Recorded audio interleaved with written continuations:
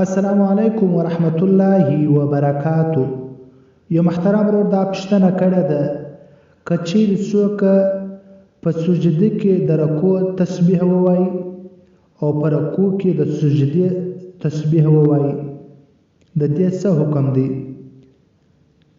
تسبیح بدلول په لمانځه کې دا مکروه تنزیهي دی.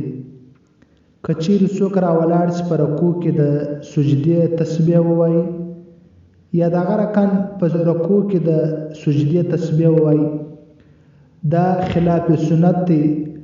د سنت د خلاف ورزي د وجې څخه دا لمونځ مکروه کیږي او مکروه تنزیهي دی، لیکن سجده سهو نه واجبیږي.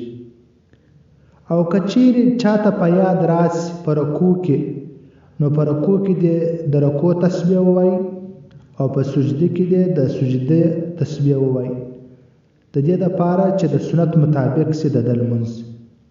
نو ډیر پکار دی د هغه وخت غلطي راځي چې کله انسان سوچونه وي، نو پکار دی چې په هر رکن کې انسان په ښه توجه سره خپل لمونځ ادا کړي.